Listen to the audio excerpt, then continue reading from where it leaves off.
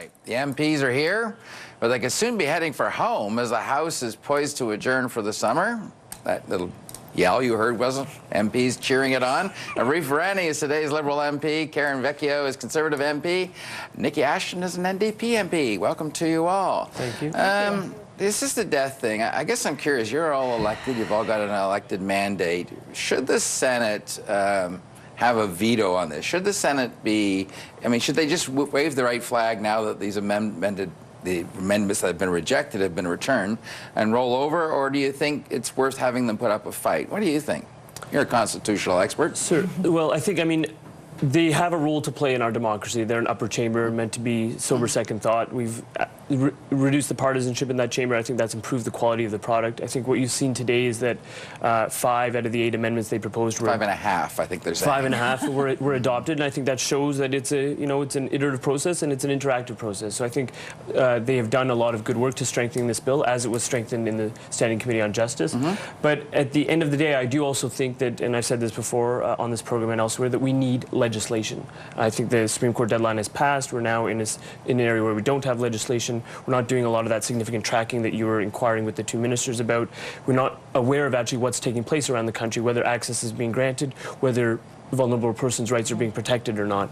I think legislation will fill that gap, so I think it's time for us to put legislation in place. Should the upper house wave the white flag and just let the bill go through even though their key amendment was rejected?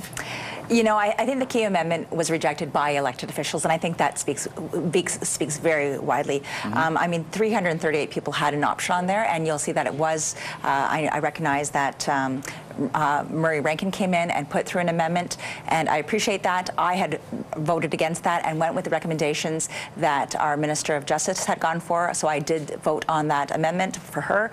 But I cannot support the upper chamber totally vetoing what we as elected officials have said. And Nikki, I suspect with your party wanting to abolish the place, your answer is pretty self-evident.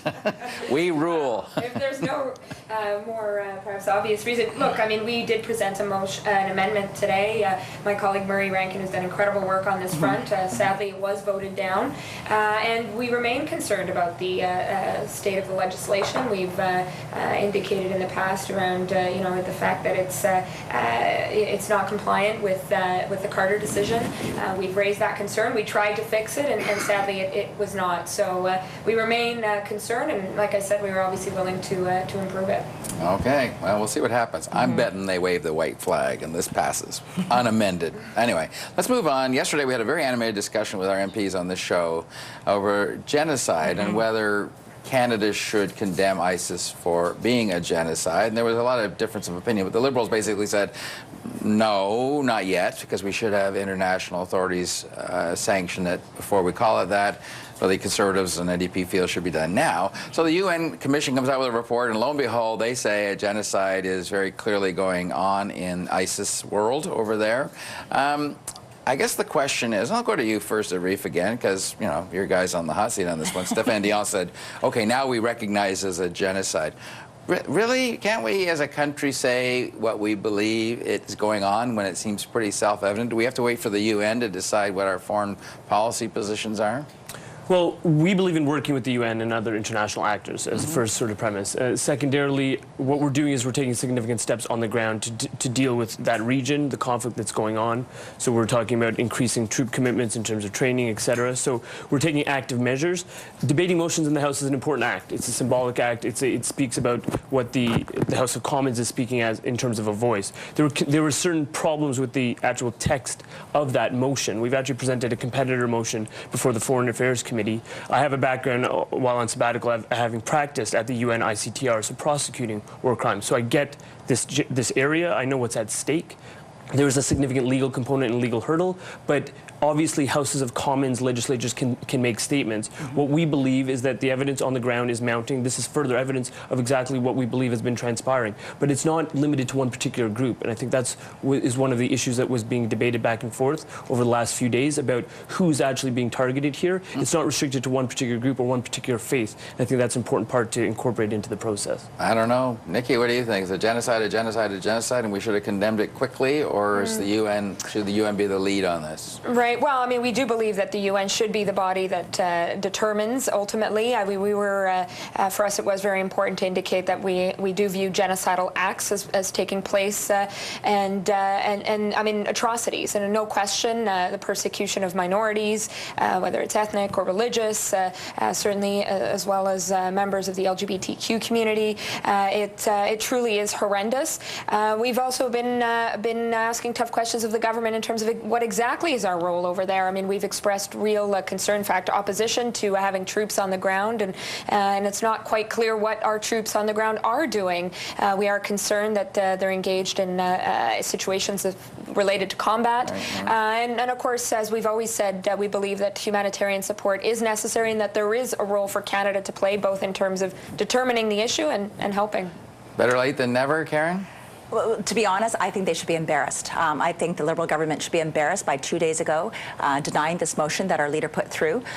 When the UK, when the UN, or when the UK, when the EU and the US have come forward and stated this, and our Foreign Affairs Minister just wouldn't do it.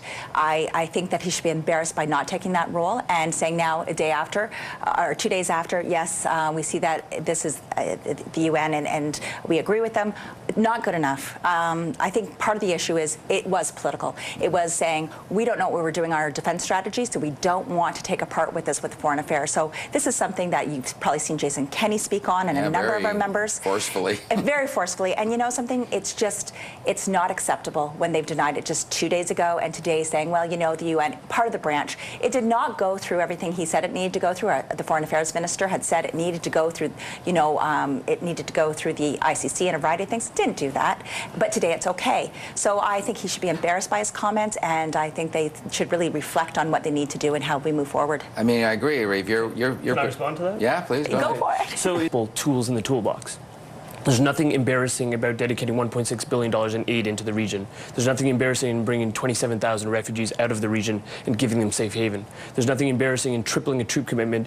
It's not a combat role, it's a training role, but it's a tripling of troop commitment. There's nothing embarrassing about doubling our surveillance capacities and our information sharing. Focus on the question. So the question genocide, is genocide is something that has a political component and a legal component. That's what the minister is talking about. There are multiple facets to genocide. Again, should the international community be leading on this? Absolutely. When a genocide is unfolding and there's evidence that one is unfolding, then it's incumbent upon nation states and governments and legislatures to discuss it, to debate it, to take statements. We're taking that statement. We are encouraging the ICC to now take jurisdiction, which is the next stage in the legal analysis. Of course, there was a genocide unfolding when you guys were in power, but the party didn't do anything. But you were a rookie, so no, I'm not disagreeing. But I also see that this is a situation here that we've seen it unfold. We know what's happening. We've seen it each and every day. We saw it just in Orlando. We've seen a variety of different things that happen through ISIS. We have to take this seriously and do something about it. We have to be a leader.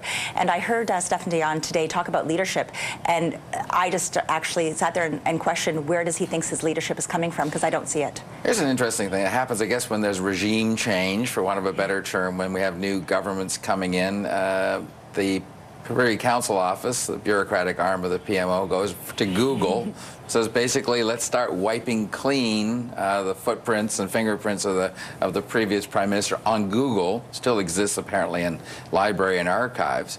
But I wonder what your thoughts are on this, because it seems to me a little, you know, maybe Mao kind of them to sort of say, these people don't exist anymore, this doesn't exist anymore. Should there be a way on Google to access the records of the Harper government? Nikki, what do you think about that? Or is it something people are saying on Twitter, best forgotten, best wiped out, but well, if it's an important record. Not on the internet, or maybe if it's not easily accessible on the internet, is it at all? And I think, you know, I mean, we have a Prime Minister who ran on the slogan of real change, openness, transparency, and it's not quite that what we're seeing here. And I mean, you know, I think it's quite frankly silly. I mean, you know, it's not as though government stopped running, or there was and certainly those at the helm changed, but the rest of government continued to run. And it's also important for Canadians to to be able to, you know, look back and see what was happening, whether it's in terms of their day-to-day decisions or, you know, whether it's research or knowing where we've been all along. And I think it speaks to that lack of transparency. And it's not just on the websites. We've seen also some really troubling approaches when it comes to ATIPs, access to information,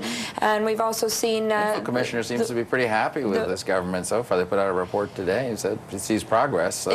Well, but there's, I mean, I would say that on a number of fronts, there's a lot left to be desired in that spirit of transparency that was promised to Canadians. To be fair, this is the bureaucrats doing that. The PMO, the Prime Minister's Office, didn't have anything to do with that. But I just find, I'm thinking from a historical record, shouldn't this be something you think that should be accessible on the internet for time immemorial, and not just from one government to the next? Absolutely. Today I heard Scott Bryson from the Treasury Board had reported, you know, it's on the archives, and everything is on the archives. That is true. But they actually took it one step further, where they were trying to un-Google it and make sure that the search engine couldn't find it. That is not fair. That's not transparency as they're offering to Canadians, just as Nikki has said. And we are trying to wipe out the 10 years of history, and we see that on all fronts. And I recognize that, yes, you want to make sure the right detail is there if people are looking for programs and finding out what the government is doing, but they've gone one step too far. They just want to take any legacy that could be there of the Harper government and say it didn't exist. And we did do some great things during those 10 years. Okay, Reef, I mean, I'm trying to keep this as a cerebral exercise, not a partisan one, but fair enough. Go ahead. But I'll blend the two if I may. Sure you will. So in terms of, what Google does as a practice, Google put out a statement today saying we do this as a matter of course. This time it was prompted by the Privy Council Office. Again, as you rightly pointed out, civil servants gave the directives on this. There's no political interference whatsoever. So I think Nikki's point with respect to analogies to ATIP is completely erroneous. In terms of sort of erasing history and 10 years of history, that history got us elected. So let's be clear here. And Scott Bryson so you should promote it. And Scott Bryson said in the chamber today, we're very keen on people remembering Stephen Harper's legacy, because that actually helps people remember how far the country's come in 7 months as opposed to the last 10 years. I still think that the record, keeping the records are important, and Google's the most accessible way. So anyway. The Harper government did it to the Martin Chrétien government, and I'm sure it's been done all along. But we wouldn't do it. There we go. You wouldn't do it. Well, stay tuned to 2019, Nikki. We'll see what happens. All right, thank you all. Appreciate you coming on the show. Coming up.